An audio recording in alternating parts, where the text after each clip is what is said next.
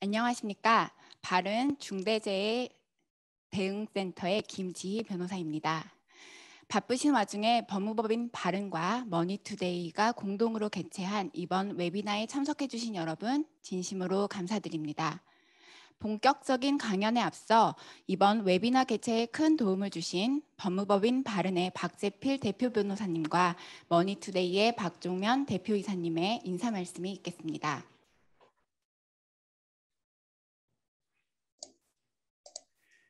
안녕하십니까. 법무법인 바른의 박재필 대표 변호사입니다. 오늘 저희 법무법인 바른과 머니투데이의 공동 주관으로 당신의 기업은 중대재해처벌법에 대응할 준비를 마쳤습니까? 라는 주제를 가지고 개최되는 웨비나에 참석해 주신 기업 관계자 여러분들께 진심으로 감사하다는 인사 말씀을 먼저 드립니다.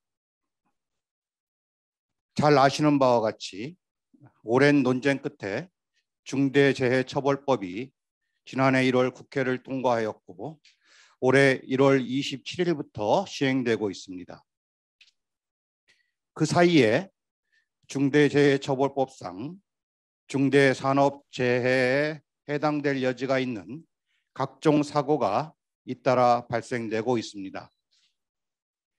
중대재해처벌법이 사망사고 등 중대재해가 발생할 경우 사업주나 경영 책임자가 안전보건관리체계 구축 의무를 위반한 것으로 확인되면 처벌할 수 있도록 하는 내용을 담고 있는 만큼 이러한 사건, 사고에 대한 기업들의 관심과 우려는 그 어느 때보다도 크다고 하겠습니다.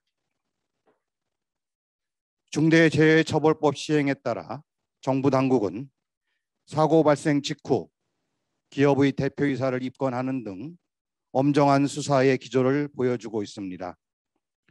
그렇지만 불명확한 법률 규정으로 인해 재해의 원인과 책임 소재를 가리기 어려운 상황에서 정부가 중대재해처벌법을 너무 엄격하게 적용하는 것이 아닌지 하는 우려의 목소리가 기업 현장에서 들려오고 있습니다.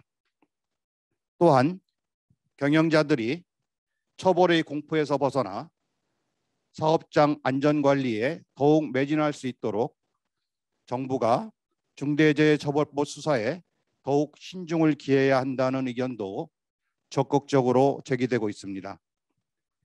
그러나 위와 같은 기업 현장의 애로 상황에도 불구하고 기업들이 안전보건의 중요성을 더 크게 인식하고 적극적인 투자와 제도 시스템을 통해 사고를 예방하며 최고 수준의 안전한 사업 환경을 구축하는 것을 더 이상 소홀히 할 수 없는 시점에 이르렀다는 의견도 쉽게 무시할 수 없습니다. 중대재해 사건과 사례의 축적에 수반하여 구체화되는 처벌의 기준과 잣대를 법리적인 관점과 법 해석의 측면에서 심층적으로 연구 검토하는 작업의 중요성이 커지는 것도 그와 같은 이유 때문입니다. 또 한편에서는 여러 기업에서 중대재해 사고의 다양한 법률적 이슈가 동시다발적으로 수반되는 점을 고려하여 종합적이고 체계적인 대응 방안을 구비하기 위한 노력을 하는 모습도 찾아볼 수 있습니다. 어느 쪽의 입장에 있는지에 관계없이 이러한 일련의 상황에는 평소 산업 안전 관리를 대하는 기업 관계자 여러분들의 관심과 태도가 현실적으로 깊이 반영되어 있다고 하겠습니다. 저희 법무법인 바른은 중대재해 대응센터를 조직하여 지난 1년 동안 기업 관계자 여러분들이 적극적 참여 아래 중대재해처벌법의 주요 쟁점과 대응 방안, 사례별 해결 방법 등을 논의하는 웨비나를 개최하여 왔고 중대재해처벌법 연구라는 중대재해처벌법 및 시행령의 해석을 담은 책자를 발간하여 기업들에게 배포하였습니다. 그리고 이번에는 머니투데이와 공동으로 중대재해처벌법 시행 이후 2달째를 맞아 기업들이 구체적인 현안에 대해 더욱 신속 정확하게 대응할 수 있는 해결책을 마련할 수 있는 유익한 정보 제공의 자리를 마련하게 되었습니다.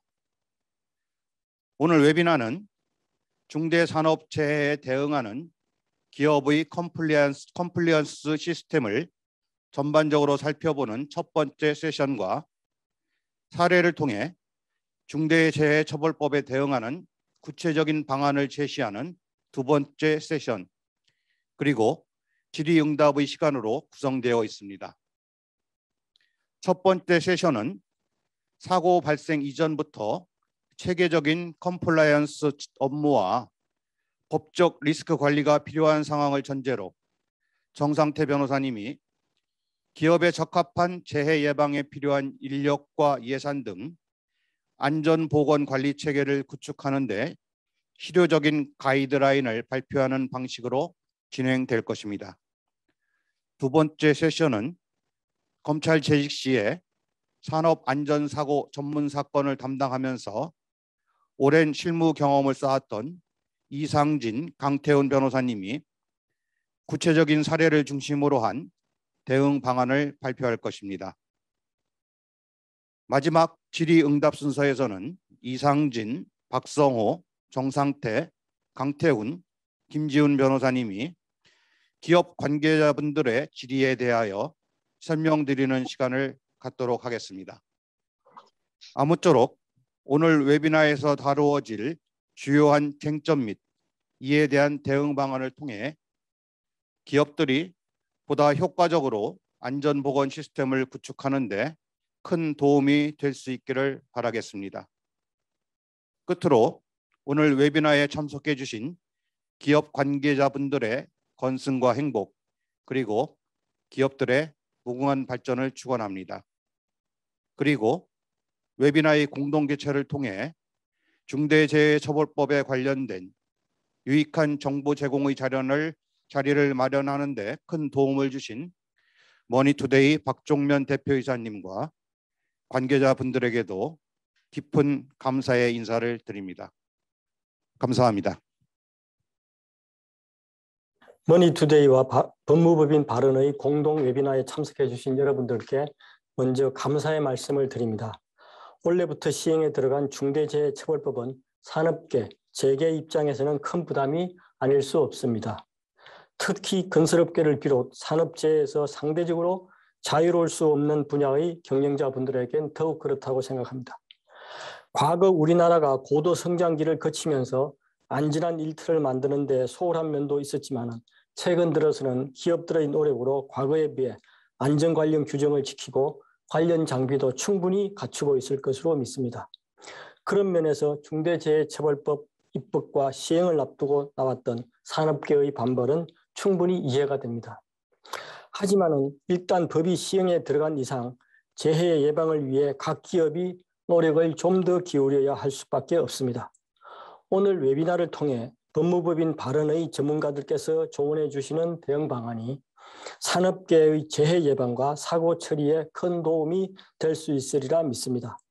중대재해처벌법은 법률명 자체에 처벌이라는 용어가 들어있습니다. 이 법이 기업 대표자의 책임과 형사처벌을 목적으로 하고 있다는 점에서 특히 경영진에게 산업재해에 대해 이전과는 다른 태도와 노력을 보여주길 요구하고 있습니다. 이 법이 국회 법사위를 통과하기 직전 중대재해 기업처벌법으로 불리다가 법원 명칭에서 기업이 빠졌다는 사실도 여기 계신 분들께서 다들 잘 알고 계실 것입니다. 그러나 법률명에서 기업이 빠졌을 뿐 실질 내용에서는 기업 경영 책임자에게 산재 발생에 대한 강력한 처벌을 예고하고 있습니다. 오늘 이 자리를 계기로 기업은 산재를 예방할 수 있는 시스템을 갖추고 피치 못할 사고에 대해서도 만반의 준비를 통해 경영진이 안정적인 경영 활동을 매진할 수 있는 해안을 얻을 수 있기를 바랍니다. 다시 한번 웨비나에 참석해 주신 여러분들께 감사드립니다. 아울러 준비에 애써주신 법무법인 발언의 박재필 총괄대표님, 이동훈 경영대표님, 그리고 박성근 중대재해대응센터장님을 비롯한 센터 소속 전문가분들께도 감사드립니다. 네, 인사 말씀 감사합니다. 대표님들께서 말씀해 주신 것처럼 중대재해처벌법이 시행된 지 벌써 2달이 지났고 법 시행 이후 실제로 몇몇 사고가 발생하면서 중대재해처벌법을 대응해야 할 기업들로서는 지금 우리가 잘하고 있는지 뭔가 누락한 건 없는지 큰 걱정이 많으실 거라고 생각합니다. 이에 저희 바른 중대재해 대응센터는 이런 고민을 덜어드리고자 실질적으로 도움이 되는 이번 웨비나를 준비하게 되었습니다. 그럼 바로 첫 번째 중대산업재해에 대응하는 기업의 컴플라이언스 시스템을 시작하도록 하겠습니다. 제1세션은 바른 중대재해 대응센터의 정상태 변호사님께서 수업해 주시겠습니다. 예, 안녕하세요. 법무법인 바른의 정상태 변호사입니다. 오늘 첫 번째 세션 발표는 저희 중대재해 대응센터의 박성건 변호사님이 하시기로 예정되어 있었는데 불가피한 사정이 급하게 생기셔서 제가 오늘 발표를 하게 되었습니다. 양해 부탁드리겠습니다.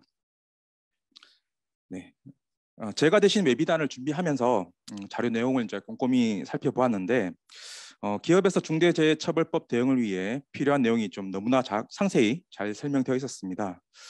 우리 영업 비밀까지 다 드리는 것이 아닌가, 또 앞으로 또 뭐 먹고 사나 하는 생각도 들 정도였습니다.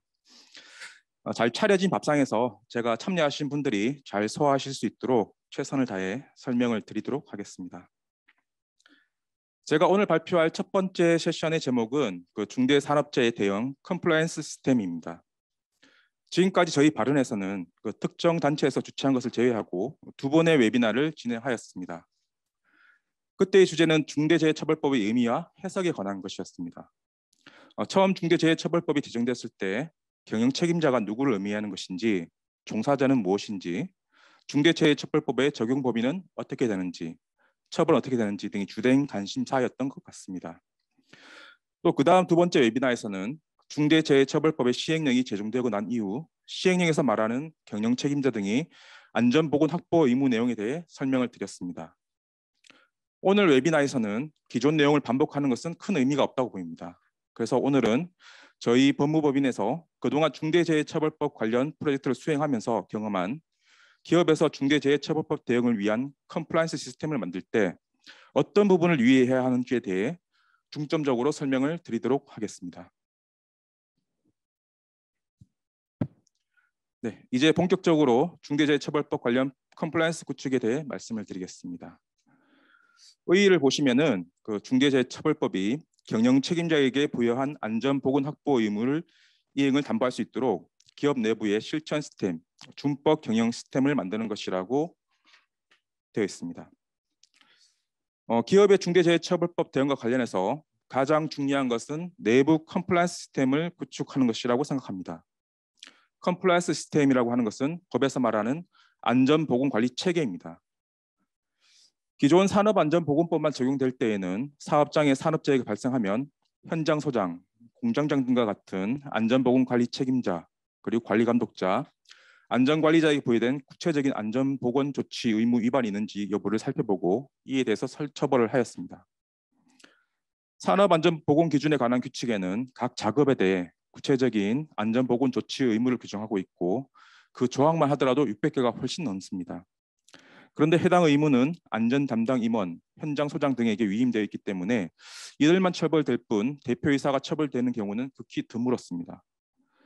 좀 더 구체적으로 말씀을 드리면은 산업안전보건법에서는 사업장 단위로 안전보건관리 책임자를 선임하고 안전보건에 관한 업무를 위임하고 있으며 산업법상 안전보건 조치 의무는 작업 특성 및 작업 내용에 따라 매우 기술적이고 세밀한 내용을 담고 있기 때문에 경영을 총괄하는 대표이사가 이를 모두 알고 챙길 수 없는 구조입니다.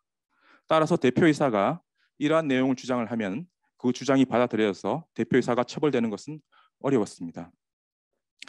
그래서 이에 대한 반성으로 중대재해처벌법이 만들어졌고 사업장의 안전보건을 확보하기 위해서는 대표이사와 같은 사업의 실질적인 책임자의 의지, 즉 현장의 유해 위험 요소를 확인하고 개선할 수 있도록 안전보건에 대한 인력, 예산을 충분히 투입하고 현장과 경영 책임자가 유기적으로 연결할 수 있는 안전보건 시스템을 구축을 해서 중대재해 발생을 예방할 의무를 대표이사에게 부여하고 있습니다. 중대재해처벌법의 특징은 법에서 정한 안전보건 확보 의무를 위반하였다고 해서 바로 처벌되는 것이 아니라 중대재해가 발생했을 때 비로소 법에서 정한 안전보건 확보 의무를 위반한 것이 있는지 확인하고 그에 대해 처벌을 합니다. 이는 산업안전보건법과 명백히 다른 부분입니다. 따라서 중대재해처벌법의 핵심은 경영책임자가 중대재해처벌법에서 부여한 의무를 제대로 이행할 수 있도록 컴플라이언스 시스템을 구축하는 것입니다.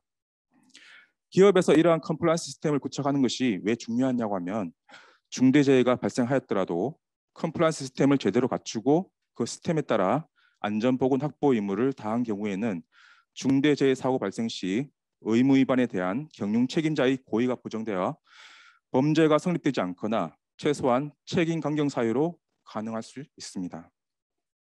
그러면 어떻게 컴플라이언스 시스템을 구축하느냐가 문제될 수가 있습니다. 그 방법을 보시면은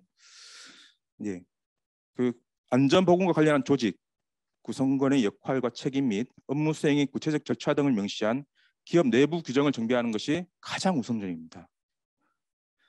가장 뼈대는 안전보건관리 규정이 될 것입니다. 산업안전보건법상 안전보건관리 규정을 둘 필요가 없는 기업의 경우에도 안전경영 기본 매뉴얼을 마련해 둘 필요가 있습니다. 구체적인 내용을 기본 규정에 모두 담을 수 없기 때문에 세부 절차 규정도 만드는 것이 필요합니다. 밑에 보시면 세부 절차 규정이 예시가 되어 있는데요. 안전보건 계획 지침, 그 사업장에서 이제 연관 어떤 활동을 해야 언제 어떤 활동을 해야 되는지 그런 지침을 만드는 것이 필요하고요. 그다음 위험성 평가 지침, 안전보건 예산 지침, 그다음에 안전보건 관계자에 대한 이제 평가를 어떻게 할 것인지, 평가 기준은 무엇인지, 언제 평가할 것인지, 누가 평가할 것인지 이런 지침을 만드는 것이 필요합니다. 또 산업안전보건위원회를 어떻게 운영할 것인지, 그리고 협력회사 계약 체결할 때 어떤 기준으로 협력회사와 계약을 체결할 것인지, 그리고 이미 체결된 협력회사 같은 경우에는 어떻게 안전보건 관리를 할 것인지, 그리고 또한 중대재해가 발생했을 때 대응하는 매뉴얼, 그리고 중대재해가 아니더라도 재해가 발생했을 때 그 재해에 대한 조사를 해서 대응 방안을 마련하는 그런 지침 등이 세부 규정이 될 수 있을 것 같습니다. 저희가 이제 프로젝트를 하면서 이제 이런 그 컴플라이언스 시스템을 만들 때 가장 이제 좀 유의해야 될 것을 한 4가지로 추려봤습니다. 첫 번째는 not lacking입니다. 모자라는 부분이 없어야 됩니다. 즉 법령상 규정되어 있는 의무가 누락되는 일은 절대로 없어야 될 것 같고요. 그다음에 사법기관으로부터 미흡하다는 평가를 받지 않도록 구축하는 것이 필요합니다. 이게 좀 어려운 부분인데요. 법에서는 이제 사업장의 특성 및 규모를 고려하라고 되어 있는데 이 부분에 대해서는 이제 뒤에 살펴보도록 하겠습니다. 그다음에 또 반대되게 not excessive입니다. 너무 또 지나치게 잘 만드시면 안 돼요. 예를 들어서 위험성 평가는 법에서는 반기에 1회씩 하도록 되어 있는데 우리는 완벽하게 만들 거야, 더 잘 만들 거야 하면서 매달 한 번씩 위험성 평가를 한다든가 또는 매달 한 번씩 안전보건 관계자에 대한 평가를 한다거나 할 경우 잘 만들어 놓긴 했는데 이것을 실천할 수 있을지가 가장 문제될 수 있을 것 같습니다. 잘 만들어 놓고 실천을 하지 못하면은 이건 안 만드는 것만 못한 그런 시스템이 될 수 있을 것 같습니다. 그다음 시스템을 만들 때는 유기적으로 이제 연계되도록 해야 합니다. 결국 이제 본사가 있고요. 또 실질적으로 사업장이 있는데 사업장에서 해야 될 의무를 이제 본사에서 전담 조직에서 잘 점검하는 그런 시스템을 잘 만들 필요가 있을 것 같습니다. 또한 내부적으로 시스템 구축했다 하더라도 그 내부에서는 이제 객관적으로 바라보지 못하는 경우가 있을 수 있습니다. 따라서 법령 전문가나 이제 안전보건 전문가 등의 점검을 하는 게 또 필요할 것 같습니다. 저희가 이제 중대재해 관련해서 이제 컨설팅 유형을 한번 3가지로 한번 추려봤습니다. 첫 번째는 이제 로펌에서 컴플라이언스 시스템의 이제 구축 방법에 대한 이제 기본적인 조언을 하면은 기업 스스로 이제 그 조언을 바탕으로 스스로 이제 구축하는 방법이 될 수 있을 것 같고요. 이 방법은 오늘 이제 저희가 이제 웨비나를 통해서 설명을 드리면은 이러한 컨설팅은 이제 없을 것 같아요. 두 번째는 이제 기업이 컴플라이언스 시스템을 다 마련해 놨습니다. 해놨는데 조금 혹시나 이제 외부에서 바라보거나 아니면 수사기관이나 법원에서 바라보았을 때 좀 모자란 부분이 없을까라고 해서 이제 로펌에 맡기는 경우가 있습니다. 혹시 이제 모자란 부분이 있는지 확인하고 이제 모자란 부분이 있으면은 이제 뭐 보완을 한다거나 또는 이제 뭐 점검을 한다거나 이런 부분 될 수 있겠죠. 세 번째 유형은 이제 기업과 로펌이 이제 협업해서 이제 컴플라이언스 시스템을 전체를 이제 구축하는 겁니다. 저희가 대부분 수행하는 것은 세 번째 방법이었던 것 같고, 이제 각 그 세부적인 이제 절차나 이제 지침 같은 것을 그 실무진하고 협업해서 그 기업에 맞게 만들어 드렸습니다. 예, 그 다음 장입니다. 컴플라이언스 시스템의 구축 및 실행의 효과입니다. 컴플라이언스 시스템을 제대로 구축하고 이를 실행한다면은 중대재해가 발생을 하더라도 형벌을 면하거나 책임이 강경히 될 수가 있습니다. 법에서도 어느 정도 수준으로 컴플라이언스 시스템을 구축하는지 명확히 규정하고 있지 않기 때문에 수사기관이나 법원 모두 현재 정립된 기준이 없습니다. 따라서 많은 판례가 쌓이기 전까지 기준을 마련하기도 어려운 것이 현실입니다. 검찰 해서서에도 보면은 그 사업주가 처한 구체적인 상황 아래 안전보건 조치의 완전한 이행을 위하여 일정한 노력, 비용 등이 필요한 경우 어느 범위까지 해당 사업주 등의 책임을 인정할 수 있는지 여부가 문제되는데 그 판단에 한계가 있음을 인정을 하고 있습니다. 그 다음 장입니다.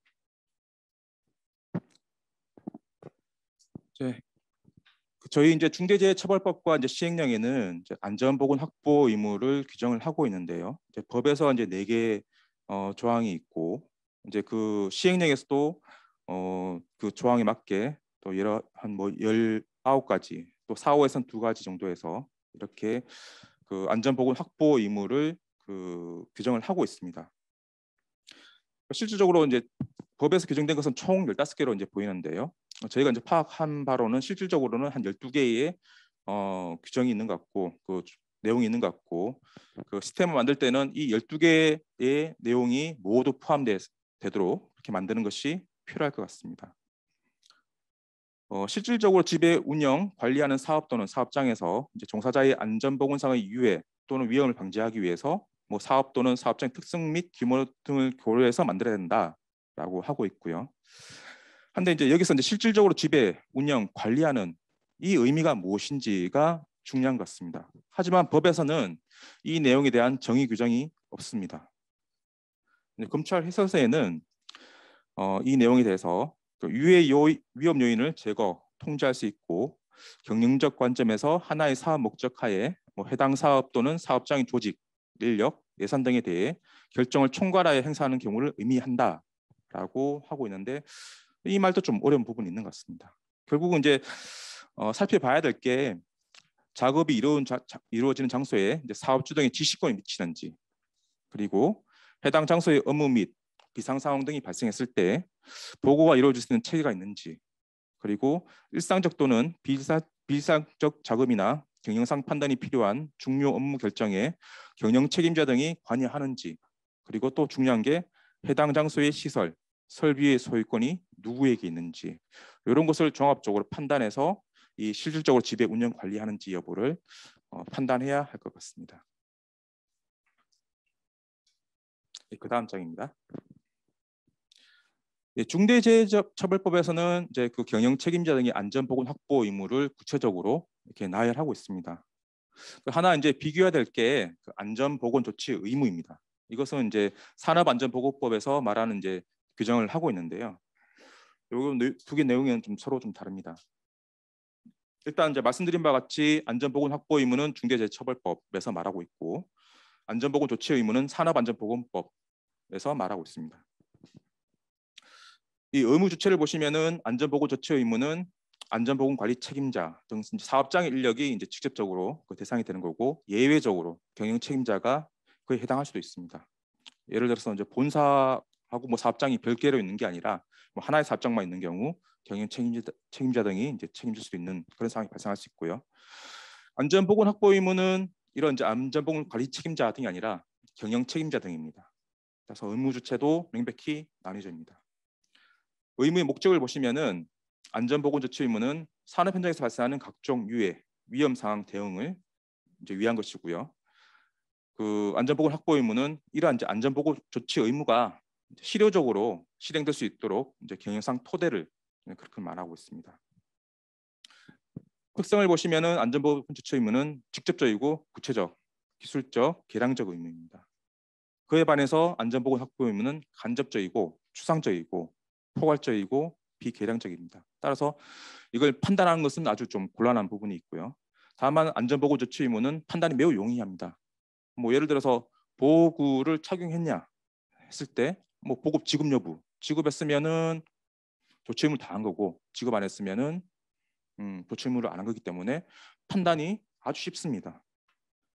또 하나 이제 다른 게 미행을 했을 경우에 산안법상 안전보건조치 의무는 그 미행한 자체 그것만으로 처벌이 가능합니다. 뭐 징역형이든 벌금형이든 과태료도 부과되고요. 다만 이제 이러한 이제 의무 위반으로 뭐 사망 사고가 발생하거나 했을 때는 가중 처벌되는 그런 구조를 가지고 있는 반면에 이 중대재해처벌법상의 안전보건 확보 의무는 사고가 발생하지 않는 이상 이것만으로 처벌이 되지 않습니다. 이게 가장 이제 중요한 차이점이라고 이제 볼 수 있겠고요. 따라서 이제 안전보건 조치 의무는 행정수사기관이 이제 점검을 이제 가능해서 이제 그런 조치 의무 위반을 있으면은 이제 처벌이 가능한 거고요.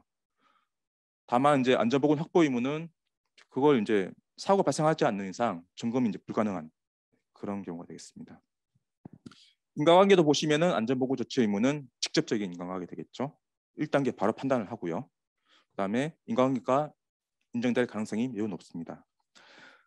그에 반해서 안전보건 확보 의무는 간접적이죠. 일단 안전보건 조치 의무 위반이 있어야지 그 다음 조치로서 안전보건 조치 의무가 제대로 이제 이행될 수 있는 그런 안전보건 확보 의무가 그런 체계가 갖추어졌는지 판단하게 되고 따라서 이제 2단계 판단이죠. 1단계 먼저 안전보건 조치 의무 판단하고 그 다음에 안전보건 확보 의무 2단계로 판단하고 그렇지만 인과관계가 또 연결될 가능성은 그다지 또 높다고 볼 수 없을 것 같아요. 이에 대해서는 이제 검찰 해설서를 보더라도 그에 대해서 인정을 하고 있는 부분입니다. 그 다음 장입니다. 중대재해처벌법 위반죄 이제 특징을 한번 살펴보겠습니다. 중대재해처벌법 위반죄의 법률적 특성을 보시면은 진정 부작위법입니다. 뭘 해서 처벌받는 게 아니라 법에서 규정한 어떤 의무를 이행하지 않았을 때 처벌받습니다. 또한 이제 진정 신부법입니다. 경영 책임자 등 외에는 처벌 대상이 되지 않죠. 다만 이제 공범 성립은 가능합니다. 또한 그 의무를 위반했다고 해서 아까 설명드렸는데요. 바로 처벌되지 않고요. 사고가 발생해야지 중대재해가 발생을 해야지 처벌되는 그런 이상한 결과적 가중범입니다. 이것은 이제 산업안전보건법 제167조와의 차이가 되겠죠. 예를 들어서 산안법 168조는 폭발성, 인환성 물질에 의한 위험으로 인한 산업재해 예방하기 위해서 이제 필요한 조치를 하도록 규정하고 있고 안 하면 5년 이하의 징역 또는 5천만 원 이하의 벌금을 처하도록 하고 있는데 그럼 또 사고가 발생해서 사망을 하면은 7년 이하의 징역, 1억 원 이하의 벌금, 가중 처벌되는 구조에 반해서 중대재해처벌법은 사고 발생하지 않으면 아예 처벌되지 않다가 사고가 발생해야지만이 그 의무 이행 여부를 점검을 해서 의무 이행이 제대로 안 돼 있으면은 1년 이상의 징역 또는 10억 원 이하의 벌금에 취해지는 이제 그런 구조를 가지고 있습니다. 자, 인과관계 판단 경로를 이제 한번 보겠습니다. 중대재해가 발생을 하면은 수사기관에서는 사고 원인을 이제 규명을 합니다. 그것이 이제 뭐 인적 요소인지, 설비적 요소인지, 작업 상황적 요소인지 뭐 이런 요소를 판단하고 난 뒤에 결과와 상당과 인과관계가 있는 안전보건조치 의무를 특정을 하고요. 그에 따라서 산안법에 따른 안전보건관리 책임자 등을 입건해서 처벌을 하게 됩니다. 그 다음으로 넘어가는 게 이제 중대재해처벌법을 이제 보게 되는데 해당 조치 의무 위반과 상당한 인과관계가 있는 안전보건 확보 의무가 이제 제대로 이행 안 한지 한 것이 있는지 특정을 해서 경영 책임자 등을 이제 입건하게 됩니다. 즉 안전보건 확보 위반이 현장의 조치 의무 불이행을 불가능하게 한 그런 체계가 갖춰져 있지 않아서 안전보건 조치 의무가 제대로 이루어지지 않았다는 게 인정이 되어야지만이 이제 경영 책임자 등이 이제 중대재해처벌법에 따라서 처벌받게 됩니다. 이제 그다음은 이제 볼게 제일 밑에는요. 중대산업재해 결과와 상당 인과관계가 있는 산업안전보건법의 안전보건조치 의무 위반이 존재하지 않는 경우 보니까 산업법상 안전보건조치 의무 위반이 없어요. 그럼에도 불구하고 중대재해처벌법으로 처벌할 수 있느냐? 뭐 이론상으로 가능할 수 있을 것 같은데 현실적으로는 불가능할 것 같습니다. 위에서 보셨듯이 이제 이 두 단계를 거쳐가지고 먼저 산안법상 안전보고 조치 의무를 확인을 하고 그 다음에 안전보고 조치 의무를 제대로 이행하기 위한 안전보건 확보 의무를 판단하기 때문에 조치 의무 위반이 없으면은 그 다음 단계인 중대재해처벌법으로는 넘어가지 않을 것 같습니다. 예. 예, 긴 시간 동안 제 설명 들으시느라고 고생 많으셨습니다. 네, 감사합니다.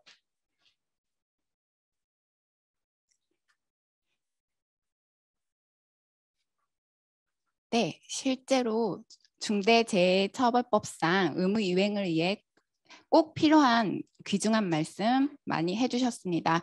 진짜 저희 중대재해대응센터의 노하우가 너무 많이 노출된 것 같은데요. 진행을 하시다가 저희 도움이 필요한 경우에는 언제든지 연락을 주시기 바랍니다. 그럼 저희가 각 기업 현황에 딱 맞는 시스템을 직접 구축해 드리도록 하겠습니다. 그리고 지금 실시간 질의사항을 저희가 확인을 하고 있습니다. 질의사항을 주시면 시간이 허용하는 한 답변을 드리도록 하겠습니다. 다음으로는 실제 발생할 수 있는 사고 사례를 통해 중대재해처벌법이 어떻게 적용되고 또 대응을 할 수 있는지 두 번째 세션에서 살펴보도록 하겠습니다. 먼저 바른의 중대재해센터의 이상진 변호사님께서 수고해 주시겠습니다. 안녕하십니까, 이상진 변호사입니다. 저희가 지금 컴플라이언스를 방금 정상태 변호사님께서 길게 말씀해 주셨는데요. 하다 보니까 지금 잠깐 빠뜨린 게 저희가 하나 있는 게, 컴플라이언스는 사고 발생 전에 회사에서 이렇게 구축해야 될 체계고요. 실제로 그 구축해서 저희가 대비를 하고 기업에서 점검도 하고 다 했는데 사고가 발생을 하면 일단 수사가 시작되지 않습니까? 그 수사 대응에 대해서 잠깐만 설명을 하고 사례로 넘어가도록 하겠습니다. 이번에 사건을 하다 보니까 그런 게 좀 느껴져서요. 예를 들어서 사고가 발생을 했다. 그럼 일단 언론에서 굉장히 보도가 많이 되죠. 그러면은 경찰과 노동청에서 당일부터 그 현장에 근로했던 사람들을 불러서 조사를 시작하더라고요. 근데 아마 대부분의 큰 회사들, 아주 큰 회사들은 대형 로펌들과 사전에 계약이 돼서 사고 발생 시점부터 그 수사 대응이 이루어지는 회사가 있을 수 있지만 대부분의 회사는 그렇지 못할 겁니다.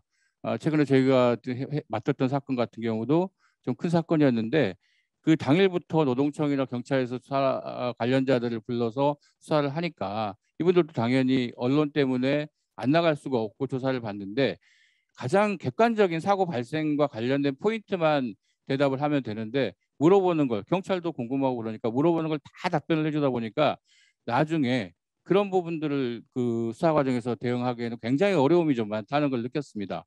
그래서 만약에 변호사분들하고 사전에 그런 게 되어 있지 않는다면 공사와 관련된 부분, 그래서 조직은 누구, 현장 수장은 누구고 아주 객관적인 부분만 협조를 해드리고 그다음에 압수수색은 당연히 협조를 해드려야겠죠. 그런 부분들, 절차적인 부분들은 다 협조를 하되 실질적인 사건과 관련된 내용과 포함된 답변은 변호사가 선임되거나 아니면 어느 정도 자신의 입장이 정리된 후에 답변을 할 필요가 있다는 걸 느꼈고요. 그 다음에 또 느꼈던 게 요새 그 중대재해 사건이라든지 이게 발생을 하면 경찰에서는 굉장히 큰 지금 대응을 하고 있습니다. 예전에는 경찰서 단위로 수사 대응을 했지만 지금은 경찰청, 지방경찰청 단위로 이 사건을 처리를 하고 있기 때문에 굉장히 많은 인원과 자원들이 투자가 되고 있어요. 그래서 최근에 보니까 어떤 일이 있냐면 그 중요 관련된 현장 소장이라든지 뭐 이런 사람들의 휴대폰이 뭐 자동 녹음 기능이 돼 있으면 그 사람들이 어떤 사람과 통화했던 중요한 사람들과의 그게 횟수를 보면 나오지 않습니까? 그 모든 파일을 포렌식을 해서 다 듣더라고요. 다 듣고 중요한 내용을 딱 조사하면서 제시하면서 이거 이런 통화 하지 않았냐? 라고 하면 전혀 거기까지 생각하지 못했던 사람이 조사받으면 당황하고 실제로 그 내용이 그 처음부터 끝까지 보여주는 게 아니라 그 어느 부분만 제시해 주기 때문에 딱 보고 나서 제가 잘못했습니다. 그때는 이렇게 답변한 것 같습니다. 라고 답을 하거든요. 근데 며칠 있다가 조사 생각해 보면 그게 아니었는데 이렇게 됩니다. 그래서 그 휴대폰 같은 경우는 사용할 때 굉장히 좀 조심을 해야 될 것 같고요. 근데 휴대폰을 또 압수수색을 대비해서 휴대폰을 분실했다라고 하면 그 분실했다는 사유로 구속영장 청구 이후에 넣습니다. 고의로 휴대폰을 버렸다. 이렇게 넣기 때문에 그런 부분들은 굉장히 좀 조심해야 될 것 같습니다. 일단 그렇게까지 하고요. 사례 발표에 들어가겠습니다. 이 사례 1번은 제가 공안부 점검서를 재직할 때 관내에서 발생한 사건을 중대재해처벌법에 맞도록 각색을 했습니다. 좀 부자연스러운 부분도 있습니다. 이해해 주십시오. 2022년 7월 28일 아파트 공사 현장에서 콘크리트 타설 작업을 하던 타워크레인이 전도되어 수거업체 근로자 3명이 추락사하였습니다. 손상된 타워크레인의 부속품을 교체하는 과정에서 수입품인 정품을 구하는 데는 14일 이상의 시간이 걸린다는 사실을 확인한 수거업체 B사 대표의 지시에 따라 현장 소장이 국내 지물 공장에 의뢰하여 유사한 부속품을 제작하고 교체하여 작업을 재개하는 과정에서 사고가 발생했습니다. 이 과정에서 부속품 교체 관련 사실은 도급업체 A사에 보고되지 않았습니다. B사는 위 사건 발생 기준 2년간 산업재해로 인한 사망사고가 3건이 더 있었으며 B사의 상시 근로자는 43명이었습니다. 수사를 통해서 밝혀진 사실을 종합하면 A사와 관련 일반적인 사항은 상시 근로자는 본사 355명 등 1000명이고 공사 현장에는 B사를 비롯한 수급업체 종사자 700명, A사 공사 금액은 7천억 원, B사 공사 금액은 49억 원입니다. 가장 궁금해하시는 부분이 대표이사가 있고 CSO가 있을 때 누가 처벌받느냐의 문제 궁금하실 것 같아서 사례를 구성했습니다. 등기상 대표이사는 갑, CSO는 본사 부사장급인 을로서 을을 정점으로 하는 안전보건 관련 전담 조직이 구성되어 있고 을은 안전보건 업무에 대하여 실질적이고 최종적인 결정을 할 수 있는 전권을 부여받아 업무를 수행하고 있습니다. 공사기간은 비슷한 규모 다른 아파트 건설 현장과 크게 차이가 없었고 A사는 평소 공사기간을 준수할 것을 관계 수급업체에 주지시켜왔으나 공사기간의 무리한 단축 등을 지시한 바는 없습니다. 이제 수사를 통해 밝혀진 중대재해처벌법 관련 사항을 말씀드리는데 사례를 해결하기 위해서 4가지로 그냥 저희가 임의로 산정을 했습니다. 그 외 A사에 대한 중대재해처벌법상 안전보건 확보 의무와 관련된 그 위반 사항은 없었습니다. 안전보건 목표 설정 관련 사항으로 산업안전보건법 제14조에 규정된 안전 및 보건에 관한 비용, 시설, 인원 등이 포함된 안전 및 보건에 관한 계획을 수립하여 이사에 보고하고 승인을 받은 사람은 대표이사 갑이 아닌 CSO인 을이었습니다. 위험성 평가 관련 사항으로는 A사는 B사의 위험성 평가 결과를 보고받고 도급사업주인 A사가 개선이 필요한 사항을 발견하였으나 이를 무시하고 개선하지 않았는데 이 사건 발생과는 아무런 관련이 없는 것으로 밝혀졌습니다. 다음 종사자 의견 청취 관련 사항으로는 A사는 노사협의체를 성실히 운영했습니다. B사 소속 협의체 참석 직원을 통하여 타워크레인이 노후되어 사고가 발생할 수 있다는 내용은 확인했습니다. 그 내용도 협의체 회의록에 다 기재되어 있습니다. 한편 타워크레인은 A사가 아닌 B사 소유입니다. A사는 이런 걸 듣고 나서 B사의 경제적인 상황을 고려했습니다. B사가 이걸 한꺼번에 교체를 하게 되면 B사의 경가 도산한다는 그런 문제가 생길 수도 있지 않겠습니까? 그래서 B사가 3년 후 타워크레인을 교체할 장기 플랜을 가지고 있다는 것을 확인했고 정기 점검 등을 통해 안전에 대비하겠다는 약속을 받아냈고 노사협의체 회의록의 관련 검토 내용도 다 확인되어 있습니다. 실제로 A사는 정기점검, 특별점검 등의 경우 그 결과를 계속 확인하였고 관련 특별한 문제점은 발견하지 못한 것으로 되어 있습니다. 마지막으로 도급시 안전보건 확보 의무 관련입니다. A사와 B사의 도급계약은 2022년 2월 21일 체결되었고 그 과정에서 A사는 B사의 사고 경력 사항을 확인한 바 없으며 A사에는 애당초 수급업체의 산업재해 예방을 위한 조치 능력과 기술에 관한 평가 기준이나 절차는 마련되어 있지 않았었습니다. 질의를 말씀드리면 이 경우 A사의 중대재해처벌법 책임을 인정할 수 있는가? 있다면 처벌받을 사람은 누구인가가 질의가 되겠습니다. 통상 이게 중대산업재해에 해당하느냐? 그다음에 A사가 실질적인 지배운영 관리 책임이 인정되느냐? 그다음에 A사는 어떤 안전보건 확보 의무를 위반했느냐? 그리고 그렇게 절차에 거쳐서 이 평가를 하도록 되어 있습니다. 이 답변을 정리해 보겠습니다. 가정적인 사례에 따른 답변이기 때문에 어디까지나 제 개인적인 생각을 더해서 하고 그래서 100% 정확하다고 말씀드리기는 어려운 점을 양해해 주시기 바랍니다. 먼저 중대산업재해 해당하는지 여부입니다. 중대재해처벌법상 중대산업재해는 기본적으로 산업안전보건법 제2조 제1호의 산업재해를 전제로 합니다. B사의 직원 3명이 공사 현장에서 작업을 하다가 사망하였으므로 노무를 제공하는 사람이 작업으로 인하여 사망한 것에 해당하고, 따라서 이 사고는 산업재해에 해당합니다. 그리고 사고로 1명 이상의 사망자가 발생하였으므로 이 사고에는 중대재해처벌법이 적용됩니다. A사는 상시 근로자 1000명이므로 중대재해처벌법 3조에 따라 A사는 중대재해처벌법 적용 대상이 됩니다. 다음으로 공사 현장이 A사가 실질적 지배 운영 관리하는 사업 또는 사업장에 해당하는지를 보겠습니다. 이 부분이 사실상 지금 가장 어려운 부분입니다. 실무상 이제 판례가 직접 되어야만 판단이 가능한 부분인데요. A사로부터 이 사건 공사를 도급받은 B사의 근로자에게 중대산업재해가 발생하였기 때문에 도급인인 A사에게 이 사건 공사 현장 및 콘크리트 타설 작업에 대한 실질적인 지배, 운영, 관리 책임이 있어야만 이 사건 사고와 관련하여 A사 경영 책임자 등에게 중처법 위반의 책임을 물을 수 있을 것입니다. 고용노동부 중대재해처벌법 설명자료의 이 해당 부분은 실질적으로 지배, 운영, 관리하는 사업 또는 사업장이란 1. 사업주가 해당 장소, 시설, 설비 등에 대하여 소유권, 임차권 등 실질적인 지배관리권을 가지고 있어 2. 해당 장소 등의 유해 위험 요인을 인지 파악하여 유해 위험 요인 제거 등을 통제할 수 있는 경우를 의미한다고 해석하고 있습니다. 이 말 자체가 사실 상당히 어렵고, 이 부분은 아까도 말씀드렸지만 판례가 나와야 구체적으로 이게 어느 정도 기준이 형성될 것으로 보입니다.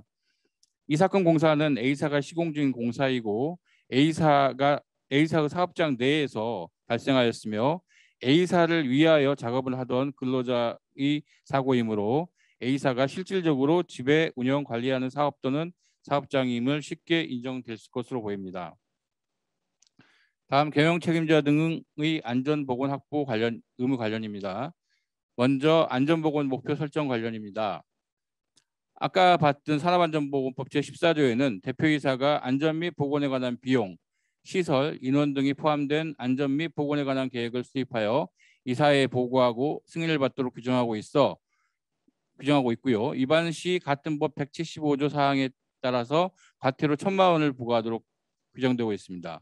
사례에서는 대표이사 갑이 아닌 안전보건 관련 실질적이고 최종적인 정권을 가진 CSO 을이 이사회 보고 및 승인을 받았습니다. 실제로 이걸 사례에 넣은 거는 이와 같은 거를 어떤 회사에서 CSO를 둔 회사에서 실제로 노동부에 아마 질의를 했던 모양이에요. 질의를 했는데 고용노동부는 답을 어떻게 했냐면 산업안전보건법 14조의 이행주체는 대표이사로 한정된다. 이렇게 답변을 한 것 같습니다. 그랬을 경우 이제 사례와 같이 대표이사와 별도로 안전보건 부분 정권을 가진 CSO가 이사회의 승인을 받은 경우 고용노동부 해석상으로는 과태료 부과 대상이 되기 때문에 3월까지 통상 지금 이사회가 열리고 있는데 3월이 지나고 나면 고용노동부가 이러한 사실을 인지했을 경우에 실제로 과태료를 부과할지 그런 부분은 좀 지켜봐야 할 것 같습니다. 한편 고용노동부 해석과 같이 14조를 대표이사인 갑이 이사회 보고를 해야 하는데도 CSO인 을이 한 것 그 자체가 산업안전보건법 위반의 과태료 사안은 되지만 이 과태료 사안이 된다고 해도 의료행위 자체를 중대재해처벌법 시행령 4조 1호에 위반되는지에 대해서는 그 문제의 여지가 있습니다.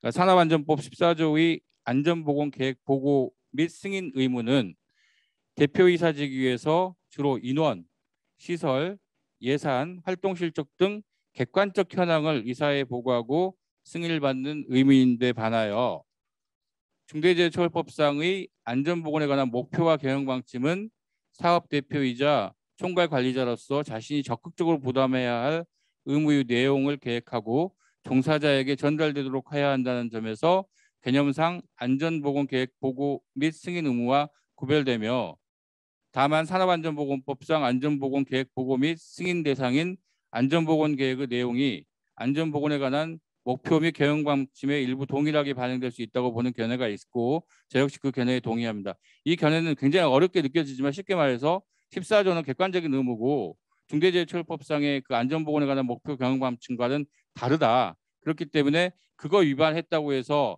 중처법 위반으로 볼 수 없다라는 견해가 있고요. 저는 이 견해에 동의를 합니다. 아마 대검찰청도 이 견해에 있다고 알고 있습니다. 따라서 사견으로는 산안법 14조 안전보건 계획보고 승인을 CSO인 의뢰했다고 하더라도 사례에서는 시행령 제4조 1호 안전보건에 관한 목표 및 대응방침 설정 의무를 이행하지 않았다고 보기는 어려울 것 같습니다.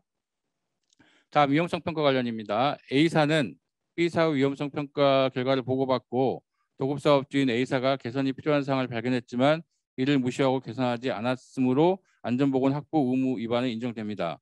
위험성 평가 지침에 의하면 그 수급사업주의 위험성 평가를 받아본 도급사업주가 받아본 결과 자기들이 고쳐야 할 게 있으면 반드시 고치도록 되어 있습니다. 그런데 그걸 안 했기 때문에 지금 그 안전보건 의무 위반을 했고요. 다만 아까도 말씀드렸지만 이 사건 발생과는 아무런 관련이 없는 걸로 지금 전제를 사례에서 하고 있기 때문에 인과관계는 단절이 된다고 할 것입니다. 동사자의 의견 청취 관련 문제 부분입니다. A사는 노사협의체를 성실히 운영했고 B사 소속 협의체 참석 직원을 통해서 타워 크레인이 노후화되어 사고 발생할 수 있다는 내용을 확인했고 그 부분에 대해서는 이미 아까 앞에 설명드렸듯이 충분한 조치를 이행한 것으로 보이므로 이와 관련된 의무 위반은 보기 어렵습니다. 마지막 남은 것이 이제 도급시 안전보건 확보 의무 관련인데요.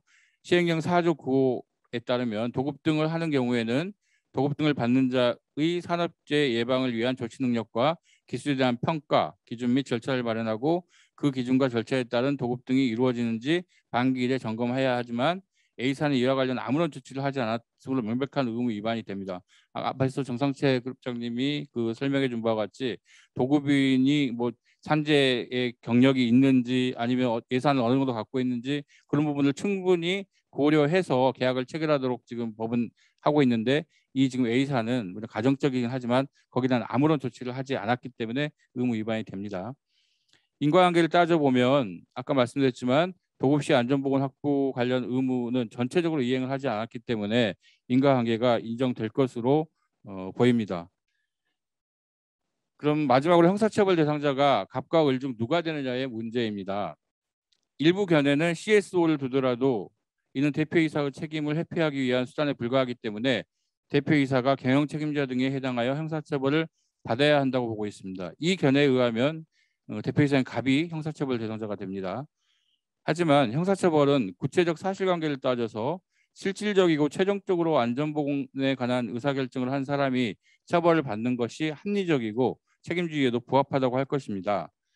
따라서 사례의 경우 갑이 을의 의사결정 과정에 관여할 여지가 없고 실질적이고 최종적인 권한을 을이 부여받아 자신의 정권에 따라 실질적이고 최종적으로 의사결정하는 사실이 밝혀진다면 당연히 을이 처벌을 받는다고 판단합니다. 이렇게 해석을 하는 견해도 있고 저도 역시 여기에 찬성하고요. 대검찰청도 이런 견해에 서 있는 것으로 저는 파악하고 있습니다. 즉 안전보건 담당 이사가 선임되어 있다는 사실만으로 사업을 총괄하는 권한과 책임이 있는 사람의 의무가 면제된다고 볼 수는 없다. 그러니까 대표이사가 있는데 CSO를 둔다는 사실만 자체로 대표이사 책임이 면책되는 건 아니라는 것이고요. 구체적인 증거관계에 따라서 실질적이면서 가장 밀접하게 해당 조치와 관련된 최종적인 권한과 의무를 가진 자가 형사 책임의 주체가 돼야 되는 것이고 이 경우 사례의 경우에는 을이 그 사람에게 해당한다고 할 것입니다. 참고로 이 부분도 궁금한 분이 많으시던데요. 사례에서 B사, 그러니까 수급인의 회사는 상시 근로자가 43명이고 공사금액이 49억 원이기 때문에 중대재해처벌법 제3조 적용 유예 조항에 따라서 B사는 중대재해처벌법이 아닌 산업안전보건법 위반죄로 처벌을 받게 될 것입니다. 감사합니다. 다음 사례는 강태훈 변호사님께서 설명해 주시겠습니다.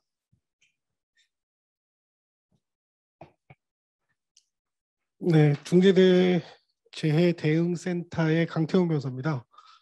이상진 변호사님께서 말씀을 해주셨는데 저도 간단히 말씀을 드리면 정상태 변호사님이 말씀하시는 컴플라이언스 구축 시스템은 사전 예방 대응에 해당하는 것이고 저희가 이게 사례로서 설명을 드리는 것은 이게 실제 사고가 발생했을 때 수사 대응과 관련된 즉 실제 우리가 사전에 만들었던 컴플라이언스 시스템에서 어떤 부분이 부족하면 이런 문제가 발생을 하는 것인지를 설명드리기 위해서 일부 실제 발생했던 사례 중에 가상의 어떤 그 조건들을 더 붙여서 말씀을 드리는 겁니다.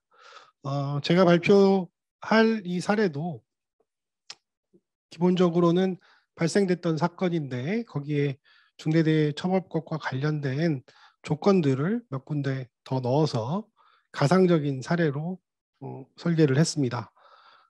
여기서 여러분들이 좀 궁금해할 만한 것들. 근데 아셔야 되는 게 이제 중대재해처벌법이라는 것이 일반적이고 추상적인 의무들을 많이 규정을 해놨기 때문에 실제 사고가 발생을 했을 때 과연 어떠한 의무들 위반을 근거로 해서 구체적으로 그 의무 위반을 통한 사고가 발생했다는 점을 수사기관이 입증할지는 사례가 축적이 되어야 됩니다. 그래서 이 부분과 관련돼서 해석상 논란이 있을 수 있음을 미리 말씀을 드리고요. 사례에 대해서 설명을 드리겠습니다. 2022년 8월 8일 A사가 발주하고 B사가 시공 중인 창고시설 건설 현장에서 B사의 협력업체 C사의 직원이 지하 3층에서 용접 작업을 하던 중 화재가 발생했고 이로 인해 당시 지하 2층에서 작업 중이던 C사 소속의 근로자 3명이 대피하지 못하고 사망한 사건입니다. 발주차인 A사는 D건축사무소와 창고시설 관련한 건설사업관리 자문용역 계약을 체결하고 이 창고시설 설치와 관련한 설계 변경 등 필요한 자문 및 부대 행위 일체를 수행하도록 했습니다. 즉 감리로 이 D건축사무소를 와 계약을 체결을 한 것입니다. 시공사인 B사는 A사와의 공사도급 계약을 체결하고 현장 사무소를 설치한 후에 현장 소장 등 12명을 공사 현장에 근무하도록 하였고 협력업체 C사와 지하층의 설비 설치 공사 하도급 계약을 체결했습니다. 발주처인 A사는 시공사인 B사와 화재 발생 전에 설계 변경을 통해서 지하 2층에 있던 비상구 통로를 삭제하도록 폐쇄하도록 결정하고 실제 폐쇄함으로써 당시 지하 2층에 있던 근로자들이 대피하기 어려웠던 점이 밝혀졌습니다. 일반적 사항에 대해서 말씀을 드리면 A사의 소속 상시 근로자는 70명이고 등기상 대표이사는 갑 그리고 안전보건 관련 전담 조직은 구성되어 있지 않았습니다. B사는 소속 상시 근로자가 200명 이상이고 등기상 대표이사는 을이고 안전보건 관련 전담 조직을 구성하고 있었으며 현장에는 안전보건 총괄 책임자로 현장소장과 안전관리자 등 2명을 배치하였습니다. C사, 하청업체인 C사는 소속 근로자 50명이고 등기상 대표이사는 병이며 안전보건 관련 전담 조직은 없었고 현장소장이 안전보건 총괄 책임자였습니다. 중대재해처벌법과 관련된 사항에 대해서 말씀을 드리면 발주처 A사의 팀장은 매주 시공사 등과 주간회의에 참석해서 공사 상황 등을 체크했고 설계 변경도 승인했습니다. 설계 변경을 통해 비상구가 폐쇄됐고 그 다음에 비상통로는 마련되지 않았습니다. 시공사 B사는 C사와 하도급 계약을 체결할 당시에 C사로부터 안전보건관리 계획을 보고받기는 했지만 실질적으로 이를 점검하지는 못했습니다.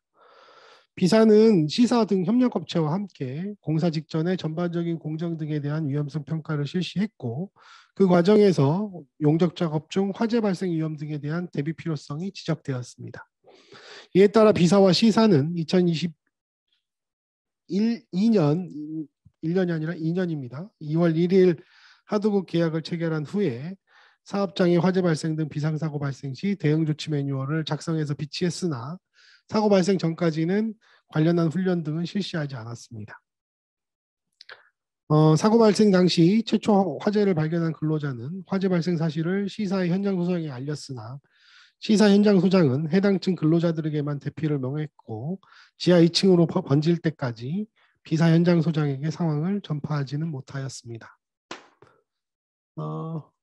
이 사례에 있어서 A사, B사, C사에 대한 중대재해처벌법 책임이 인정되는지가 이제 질의사항입니다. 가장 궁금해하시는 것 중에 하나인데 특히 이 A사의 책임입니다. A사는 건설공사 발주자로서의 이 사건 공사 현장에는 실제 시공사 B사가 있었기 때문에 건설공사를 발주한 A사가 과연 중대재해처벌법상의 책임을 지는지가 가장 관심사일 것으로 판단을 합니다.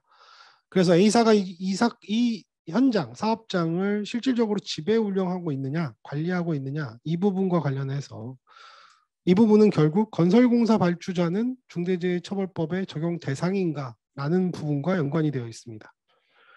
우선 A사는 상시근로자가 50명 이상이기 때문에 중대재해처벌법상의 중대재해 관련 법령 적용 대상 법인인 것은 맞습니다. 그리고 등기상 대표이사가 갑이기 때문에 경영상 책임자는 갑으로 판단할 수 있습니다.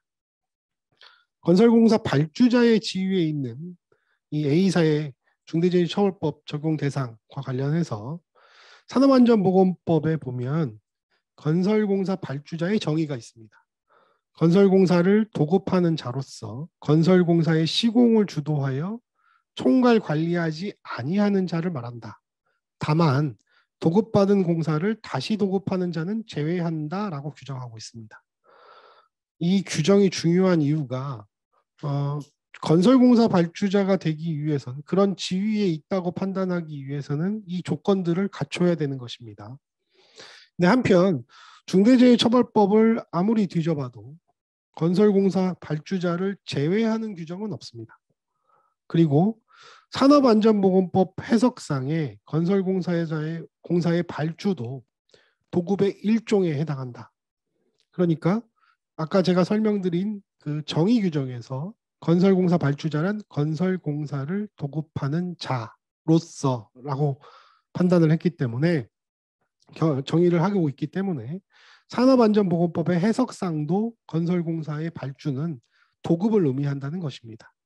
따라서 건설공사를 발주하는 경우에 산업안전보건법상의 도급인과 구별하기 위해서 산업안전보건법상 건설공사 발주자라는 정의 규정을 두고 있는데 건설공사 발주자의 라는 이유만으로 중대재해처벌법 적용 대상이 되지 않는다는 반대 해석은 어렵다는 겁니다. 따라서 건설공사 발주자에 해당하면 중대재해처벌법의 적용 대상은 맞습니다. 다만 건설공사 발주자가 건설공사 기간 동안에 해당 공사 또는 시설, 장비, 장소 등에 대해서 실질적으로 지배 운영 관리했다고 볼 만한 사정이 없으면 해당 건설공사 현장의 종사자에 대해 도급인으로서 중대재해처벌법 제4조 또는 제5조의 안전보건 확보 의무에 따른 책임을 부담하지 않는다고 해석할 여지가 높다고 볼 것입니다. 결국 건설공사 발주자도 중대재해처벌법의 적용 대상이지만 건설공사 발주자인 A사의 경영책임자 등이 본인의 종사자인 C사의 근로자에 대한 안전보건 확보 의무의 위반을 이유로 중대재해처벌법 적용이 되려면 그 사업 또는 사업장을 실질적으로 지배 관리하고 있었는지를 구체적으로 따져야 한다는 겁니다. 대검찰청의 해설서에서도 이와 비슷한 해석을 하고 있는 것으로 알고 있습니다. 그래서 이 사례를 보실 때 A사가 공사감리계약을 통해서 이제 시공 D건축사무소를 감리업체로 선정했다는 점, 그리고 시공사하고 감리업체와 사이에, 그러니까 발주사인 A사가 B사와 D건축업사무소와의 어떠한 안전보건 조치 의무 내지 감독 의무를 부담하는 계약을 체결한 점이 없었을 것으로 보이고요. 네, 설계 변경과 관련해서 이제 결국 A사가 승인을 했다는 것인데 그 설계 변경에 대해서는 건축법이나 이런 부분들을 별도로 따져보아야 하겠지만 설계 변경 자체가 불법은 아니기 때문에 그 발주자의 권한과 범위 내에서 설계 변경에 해당할 수 있는 것이라면 발주자인 A사가 본건공사 현장을 실질적으로 지배 운영 관리하였다고 단정하기는 어려울 것으로 보입니다. 하지만 수사기관에서는 당연히 A사가 건설공사 발주자라는 이유만으로 수사 대상에서 제외할 것이 아니기 때문에 수사기관 입장에서는 발주자와 시공사 사이의 공사계약 내용 및 시공사와의 관계 또는 발주자가 이제 설계 변경에 등에 대한 개입한 정도라든가 시공 과정에서 과연 발주자가 수행하는 역할이 있었느냐 아니면 세부 공정에 대해서 구체적으로 지휘 감독할 수 있었는지 여부 실제 하였는지 여부 등을 구체적으로 종합적으로 수사를 해서 실질적으로 지배 운영 관리하였는지를 판단할 가능성이 있다고 봅니다. 그럼 시공사인 B사와 하청업체인 C사의 책임을 살펴보겠습니다. 시공사인 B사 및 하청업체인 C사 역시 50명 이상의 상시 근로자가 근무하는 것으로서 중대재해처벌법 적용 대상이고 경영 책임자 등이 각 의무 위반에 따른 결과가 발생을 했을 때 그것에 원칙적으로는 그런 경영 책임자 등이 중대재해처벌법의 적용 대상이 될 것입니다. 중요한 것은 각 의무 위반과 관련된 문제인데요. 그러니까 아까 말씀드린 것처럼 추상적이고 일반적인 규정이 실질적으로 사건이 발생했을 때는 이렇게 작용을 한다는 걸 설명드리기 위해서 말씀을 드리는 겁니다. 그러니까 즉 제4조의 사업주와 경영 책임자 등의 안전보건 확보 의무에 여러 가지 그 의무들이 있는데 과연 어떤 것들을 문제 삼을 것인지 수사기관에서 그래서 제가 말씀드리는 것 중에는 이제 시행령 제4조 3호 위험성 평가 관련된 의무 위반이 있는 것이 아니냐. 시행령 제4조 3호에는 사업 또는 사업장의 특성에 따른 유해 위험 요인을 확인하고 개선하는 업무 절차를 마련하고 그것을 반기 1회 이상 점검한 후 필요한 조치를 하라. 다만 산안법상의 위험성 평가 절차에 따라서 위험성 평가를 한 경우에는 이 위험성 평가를 한 것으로 판단을 하겠다는 겁니다. 결국 사례에서도 B사와 C사가 위험성 평가를 했습니다. 위험성 평가를 했고 그 위험성 평가 관련 과정에서 화재 발생에 대비할 필요가 있다라는 지적이 있었습니다. 그거와 관련해서 과연 B사와 C사가 그 유해 위험 요기를 확인했기 때문에 개선하는 업무 절차를 마련했느냐 이게 문제가 될 것입니다. 그런데 화재 매뉴얼을 비치하기는 했지만 결국 설계 변경을 통해서 별도의 비상 통로가 마련하지 않았다는 점에서는 이러한 위해 위험 요인을 개선하였는지 의문이 될 것입니다. 따라서 시행령 제4조 3호, 4호의 위반 여부가 문제될 수 있다고 할 것입니다. 위험성 평가와 관련해서 많은 분들이 이제 위험 요인과 관련돼서 발견을 했을 때 과연 이게 위험성 평가를 어떤 방법으로 일단 하는 것이 중요하냐 이렇게 얘기를 하시는데 당연히 종사업체, 현장 근로자, 종사자들의 의견을 청취하고 같이 참여하는 것이 굉장히 중요하다고 할 것입니다. 그런 과정을 안전보건 매뉴얼이라든가 위험성 평가 지침에 규정을 해놓고 그래서 그걸 이행하는 것이 중요하다는 겁니다. 아까 최초에 정상태 변호사님이 설명하실 때 규정을 마련하는 것이 중요한데 이거가 이상적으로 마련될 게 아니라는 거죠. 실제 본인 사업체에서 실제 기업에서 이행할 수 있는지 여부를 판단을 해야 됩니다. 그런 것이 이 중대재해처벌법에서는 가장 중요한 조치가 될 것입니다. 그리고 비상 매뉴얼과 관련해서 시행령 제4조 제8호에 사업 또는 사업장에 중대재해 산업재해가 발생하거나 발생할 급박한 위험이 있는 경우를 대비해서 매뉴얼을 마련하고 그 매뉴얼에 따라 조치하는지를 반기 1회 이상 점검하도록 되어 있습니다. 사례에서는 재해 발생 대비 매뉴얼은 있지만 그 매뉴얼에 따라 조치가 이루어지는지는 반기 1회 이상 점검하지 않은 것으로 되어 있습니다. 중대재해처벌법 시행령에서 이렇게 점검하도록 규정된 것과 관련해서 중대재해처벌법은 2022년 1월 27일 시행됐기 때문에 반기 1회가 언제냐라는 또 질문도 많았습니다. 그 반기 1회는 고용노동부 해설에 따르면 도래되는 즉 2022년 6월을 의미합니다. 그 6월 이전을 기준으로 점검을 해야 되고 이를 이행하지 않을 경우에는 시행령을 위반한 것으로 판단하겠다고 기술되어 있습니다. 이 사안에서도 2022년 8월 이전에 사고 발생 이전에 점검이 이루어지지 않았기 때문에 반기 1회 이상 점검하지 않은 것으로 판단될 가능성이 높습니다. 참고적으로 말씀드리면 반기 1회 이상 점검해야 되는 것들이 각 시행령에 있습니다. 지금 2022년 3월이죠. 2022년 6월 이전에 반기 1회 이상 점검해야 되는 총 6가지의 의무 내용에 대해서는 지금 담당 기업에 담당하시는 분들은 반드시 점검할 절차가 마련되어 있는지를 확인하셔야 될 것 같습니다.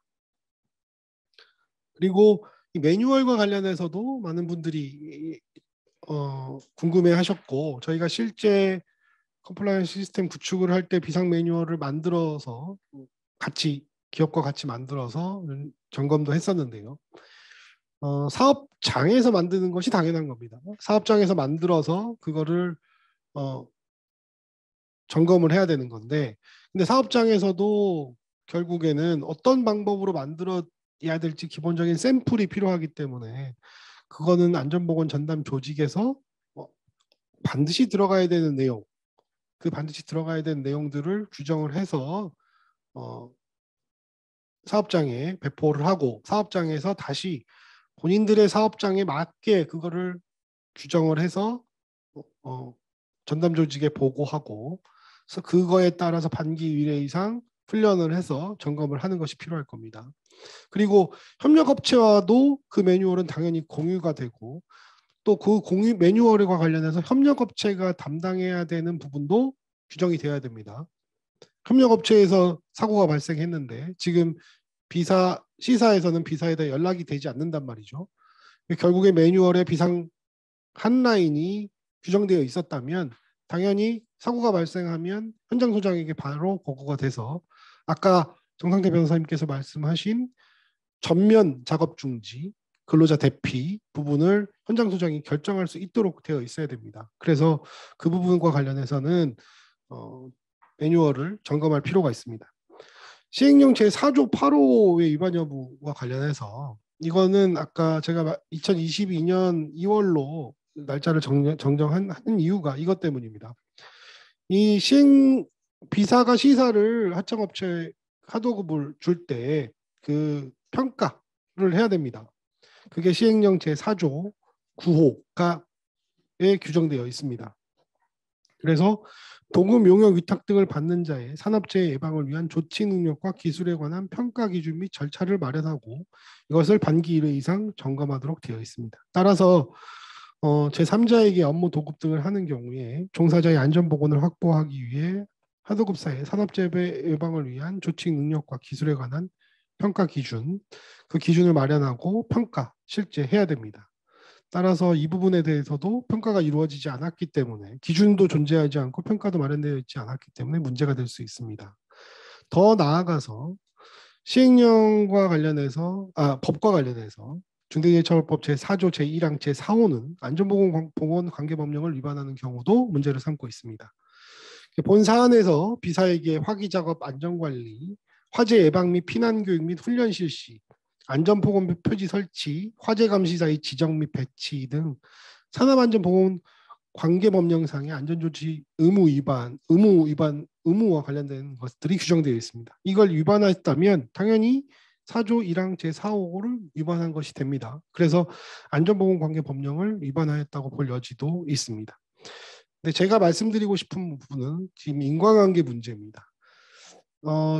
아까 정상태 변호사님께서 설명을 했는데 이 인과관계는 이중의 인과관계를 요구하고 있습니다.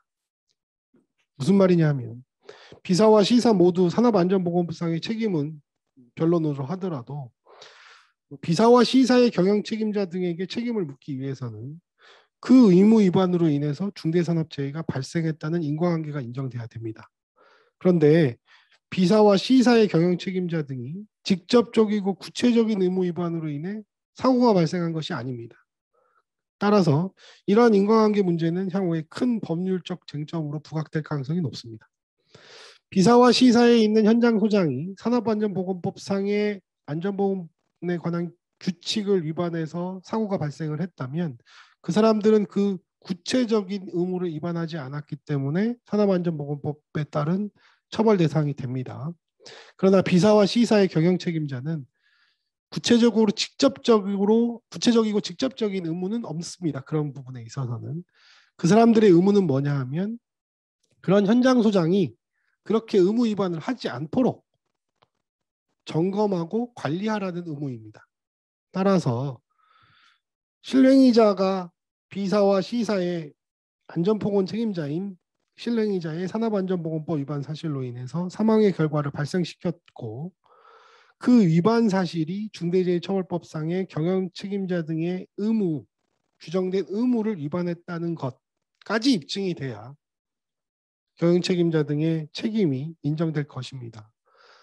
따라서 B사와 C사의 경영 책임자 등의 이 책임과 관련해서는 B사와 C사의 안전보건 관리 체계가 어떠냐, 그리고 법령에 규정되어 있는 의무들을 규정을 해놓고 그걸 점검을 했느냐, 이것이 가장 중요한 키포인트가 될 것으로 생각이 됩니다. 제 발표는 여기까지 하겠습니다. 예, 감사합니다.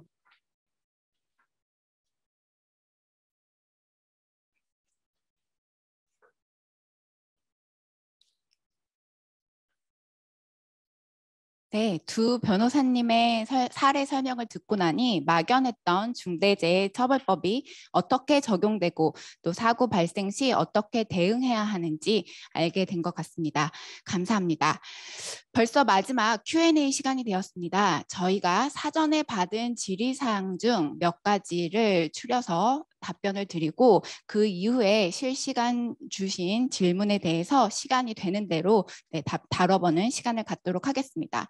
먼저 바른의 중대재해대응센터 박성호 변호사님을 모시겠습니다. 안녕하십니까? 네, 예, 안녕하십니까? 법무법인 바른 중대재해대응센터 소속 박성호 변호사입니다. 장시간 지금 웨비나가 진행되고 있는데요. 먼저 저는 다양한 여러 회사 관계자분들께서 저희 이번 웨비나를 앞두고 많은 질의를 주셨습니다. 너무나 감사드리고요. 다만 시간 관계상 몇 가지 추려서 그 질의를 소개하고 거기에 대해 개괄적인 답변을 드릴 수밖에 없다는 점은 양해해 주시기 바랍니다. 그리고 제가 뭐 답변을 드리는 부분도 아까 여러 변호사님께서 말씀하셨지만 중대재해처벌법 관련해서 현재 기소가 돼서 재판이 진행 중이거나 또 판례가 나온 것이 아직 없습니다. 재정법이기 때문에 기존 해석례가 쌓일 때까지 판례를 통해서 어떤 공권적인 해석이 쌓일 때까지는 계속해서 해석상 논란의 여지가 있을 것 같습니다. 그 점 유념해 주시고요. 먼저 사전 질의 퀘스천 1 한번 소개해 드리겠습니다. 네, 보시면요. 건설업과 무관한 업종인 회사에서 사옥 재건축을 위해 설계 용역이나 건설공사 도급 계약 시에는 발주자가 설계 용역이나 건설공사 관련 실질적 지배관리가 없으므로 시행령 제4조 9호에 따른 도급 용역 위탁 시 안전보건 확보 의무를 이행하지 않아도 되는 것인지요? 이런 질문을 해주셨습니다. 핵심은 우리 회사는 건설업체가 아니고 다만 사옥 재건축을 위해서 설계도 용역을 주고 건설공사도 도급을 주었는데 그러면 우리는 책임지는 게 없나요? 이런 물음을 주셨던 것 같습니다. 좀 전에 강태훈 변호사님께서 소개해 주시고 상세하게 답변해 주신 사례하고도 약간 유사합니다. 근데 여기서 논란의 여지가 있는 전제된 부분이 있습니다. 발주자가 설계 용역이나 건설공사 관련 실질적 지배관리가 없으므로 그 산업안전보건법과 달리 중대재해처벌법은 사업주의 개념이 존재하고 도급이나 건설공사 발주자 혹은 발주자의 개념에 대해서는 언급하고 있지 않습니다.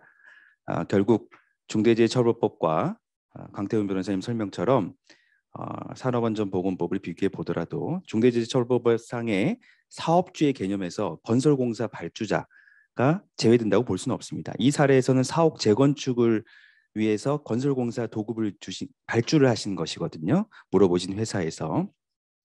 따라서 산업안전보건법상 건설공사 발주자에 해당한다는 그 이유만으로 중대재해처벌법상의 제3자의 종사자에 대해 안전보건 확보 의무를 부담하지 않는다고 단정할 수는 없습니다. 결국 이 사안도 문의하신 회사의 그 시설, 장비, 장소 등에 대해 실질적으로 지배 운영 관리하는 책임이 있는 경우로 볼 수 있느냐 이 문제고요. 볼 수 있다면 제3자의 종사자에 대한 다시 말해서 용역을 주거나 아니면 도급을 준 수급인의 근로자들한테 중대재해가 발생했을 경우에 안전보건 확보 의무 불이행으로 인한 책임 여부가 문제될 수가 있을 것입니다. 그 다음에 세 번째로 바로 넘어갈게요. 두 번째는 비슷한 내용이고요. 건설 제조업 등 외의 사무직 회사에서 현실적으로 고려해야 할 주요 중대재해 리스크가 있을까요? 네. 앞에 죄송합니다. 이런 질문을 주셨거든요. 네, 이것도 좀 논란이 많이 되고 많이들 궁금해하시는 부분입니다. 근데 이제 중대재해처벌법은요, 직무의 종류에 따른 법의 적용 제외 여부를 규정하고 있지 않습니다. 따라서 사무직이라고 해서 무조건 중대재해처벌법 적용되지 않는다 이렇게 말씀드릴 수가 없습니다. 산업안전보건법에서는 일부 적용 제외되는 사업장으로 사무직만 종사하는 그런 회사를 들고 있긴 한데요. 이 중대재해처벌법은 산업안전보건법과 달리 사무직 사원들만, 사무직 종사자들만 있는 그런 회사에 대해서 중대재해처벌법이 적용되지 않는다고 볼 수는 없습니다. 따라서 해당 사업 또는 사업장의 상시 근로자가 모두 사무직인 경우에도 적용될 수가 있고, 예를 들어서 논란이 많이 되는 과중한 업무나 급격한 업무 환경 변화로 뇌심혈관계 질환 등이 발생해서 종사자가 사망에 이른 경우를 한번 상정해 볼 수가 있는데요. 이 경우에도 뭐 무조건 되냐, 중대재해처벌법 적용이 되냐 안 되냐의 논란이 있을 수가 있는데, 이 경우 작업이라 아니면 그 밖의 업무의 내용, 방식에 내재한 유해 위험 요인이 사망의 중대재해의 원인이 되었다면 중대산업재해에 해당할 수가 있습니다. 혹시나 이 부분 관련해서 사무직 종사자들은 중대재해처벌법에 해당하지 않고 과로사는 해당하지 않는다 이렇게 단정할 수는 없는 것입니다.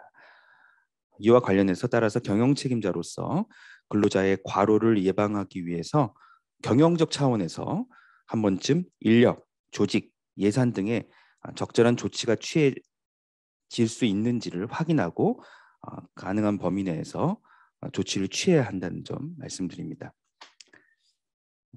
하나만 더 할 텐데요. 그 시간이 없기 때문에 퀘스천 5로 넘어가겠습니다.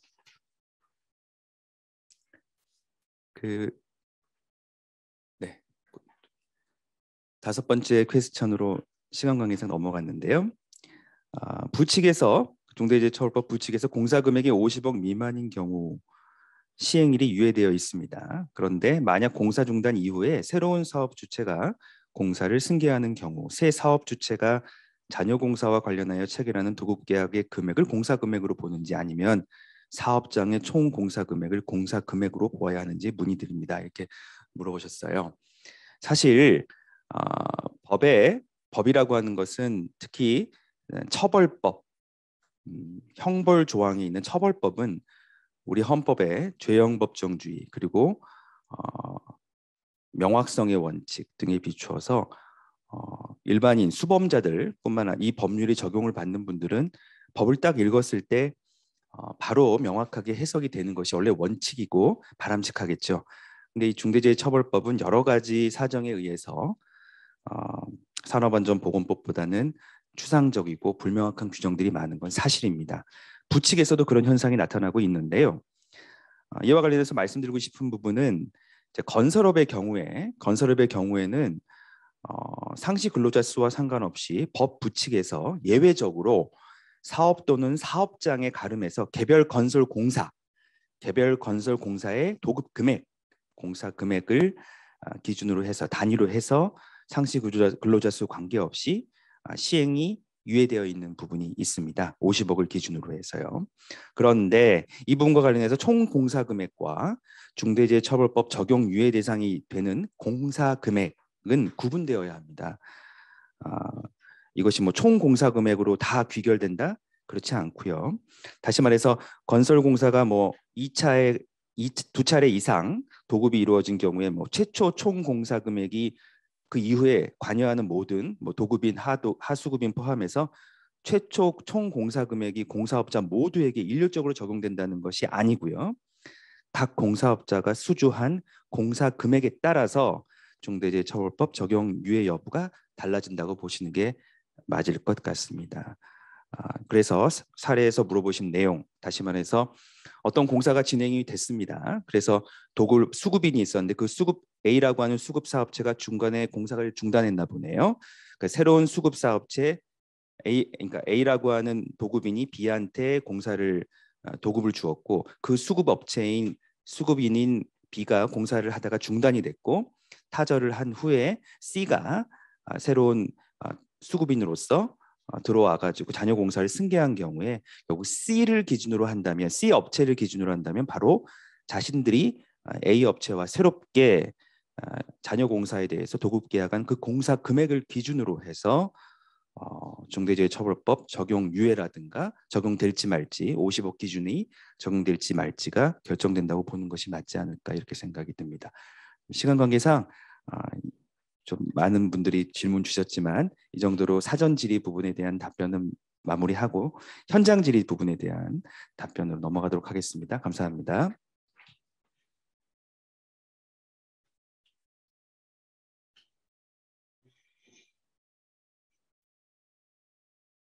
네, 저희가 그 실시간으로 현장 질의를 받았는데요. 시간만 허용이 되면 전부 다 답변을 드리고 싶지만 그렇지 않은 관계로 몇 가지만 답변을 드리도록 하겠습니다. 먼저 강태훈 변호사님께서 말씀하신 상황 중 반기 1회 이상 반드시 이행할 사항이 무엇인가요? 라는 질의를 주셨는데요. 그 부분에 대해서 강태훈 변호사님께서 마지막으로 간단하게 정리를 해주시겠습니다. 그 중대재해처벌법하고 중대재해법 처벌 등에 관한 법률 시행령을 살펴보시면 총 6가지로 이제 보이는데요. 처음에 위험성 평가, 이거는 그 산업안전보건법에 따른 위험성 평가를 한 경우에는 반기 1회 이상 대상은 아니지만 이제 위험성 평가와 관련해서 일단 반기 1회 이상 점검할 필요가 있고요. 그다음에 안전보건관리 책임자 등의 평가, 그것도 반기 1회 이상 하셔야 되고요. 중대재해 발생 시 또는 발생할 위험을 대비한 대응 매뉴얼, 그거 점검하는 것도 반기 1회 이상이고요. 그다음에 하청업체의 평가, 그것도 반기 1회 이상이고, 종사자 의견을 청취하는 절차, 그것도 반기 1회 이상 점검하셔야 되는 것이고, 그리고 안전보건관계법령에 따라서 교육을 실시했는지 여부, 이것도 반기 1회 이상 점검해야 됩니다. 그래서 총 6가지 정도는 챙기셔서, 뭐 제가 놓친 부분이 있는지 모르겠습니다만 일단 6가지 부분은 반기 1회 이상 챙겨보실 필요가 있습니다. 예, 이상입니다. 네, 다음으로 지금 사무직군이 중대재해처벌법에 어떻게 적용되는지에 대한 궁금증이 많으신 것 같습니다. 이래서 사무직군도 위험성 평가를 예외 없이 모두 해야 하는지, 사무직군의 범위가 어떻게 되는지에 대해서 질문을 주셨고요. 그 부분에 대해서는 정상태 변호사님께서 답변을 해주시겠습니다. 네, 정상태 변호사입니다. 우선 이제 사무직 직군만 구성되어 있다고 이제 말씀하셨는데 먼저 점검을 하셔야 될 게 정말 사무직 직군으로만 이루어졌는지를 한번 보셔야 될 것 같습니다. 이제 많은 기업에서는 사무실에서만 근무하면 사무직 직군으로 보고 있는데 고용노동부는 사무직 직군을 되게 좁은 의미로 해석을 하고 있습니다. 실제 이제 고용노동부에서는 지원 조직, 예를 들어서 이제 총무 또는 재무, 또 인사, 법무 이런 업무들만 사무직 직군으로 보고 있고요. 사무실에서 근무한다고 해서 뭐 영업, 사무실에서 하는 영업 또는 디자인 뭐 이런 그다음에 뭐 이런 업무들은 사무직 직군으로 보지 않고 있습니다. 따라서 오로지 전부 다 사무직 직군으로 이제 이루어졌는지는 다시 한번 따져보셔야 될 것 같고요. 그다음 사무직 직군으로 이루어졌다 하더라도 유해 위험성 평가는 사무직 직군으로 이루어진 경우에 예외 조항이 아닙니다. 따라서 사무직 직군으로 이루어졌다 하더라도 위험성 평가를 하셔야 될 것으로 그렇게 생각이 됩니다.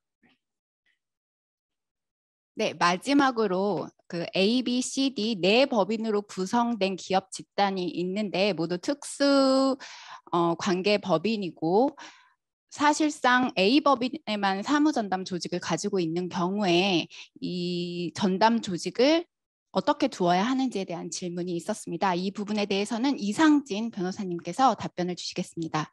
예, 이상진 변호사입니다. 현장 질문이다 보기 때문에 제가 정확하게 그 질의 취지를 파악을 했는지 모르겠지만 A, B, C, D가 각각의 법인이고 대표이사가 갑을 병정으로 모두 다르다면 중처법상 전담 조직을 두어야 될 회사에서는 각각 회사마다 전담 조직을 두어야 되고 그 규모의 회사가 아니라면 그 전담 직원을 그 각각 회사별로 두는 게 가장 바람직합니다. 원칙이라고 생각합니다. 개인적으로는. 다만 그 B, C, D 회사가 규모가 작거나 그런 회사에서 인력이나 예산상 도저히 그게 불가능하다면 A 회사 대표이사 갑이 형사 책임을 부담할 것을 중처법상 형사 책임을 부담할 것을 감수하고 A 회사에서 그 안전보건 관리를 해야 될 것으로 보입니다. 이 경우 그 만약에 C 사업장에서 사고가 발생했다면 그 A가 그 인력을 파견했기 때문에 인력이나 안전보건 관련돼서 인력이나 그런 관련을 했기 때문에 A가 처벌될 것으로 보이고요. 중처법으로 경우에 따라서는 그 C 회사의 대표이사인 병도 A 갑의 공범으로서 처벌될 가능성도 있을 수 있다고 생각합니다. 이상입니다. 네, 마지막으로 그 많은 분들께서 안전관리자, 보건관리자와 이제 전담 조직 구성을 조금 헷갈려 하시는 것 같은데요. 안전관리자, 보건관리자는 산안법에서 정한 바에 따라서 그 역할만을 해야 하는 것이고 전담 조직, 여기서 말하는 중대재해처벌법에서 말하는 전담 조직이란 대표이사가 직접 수행해야 하는 업무를 대신해서 수족처럼 이행을 할 수 있는 조직을 말하는 것입니다. 따라서 안전관리자, 보건관리자로만 구성된 부서는 이 중대재해처벌법상 전담 조직이라고 볼 수는 없을 것으로 생각이 됩니다. 이상으로 저희가 준비한 웨비나를 모두 마치도록 하겠습니다. 이 시간이 헛되지 않고 많은 도움이 되셨기를 바라겠습니다. 바른의 중대재해대응센터는 최고의 전문가가 만반의 준비를 하고 있습니다. 혹시 궁금하시거나 문의사항이 있으시면 언제든지 문의를 주시기 바랍니다. 감사합니다.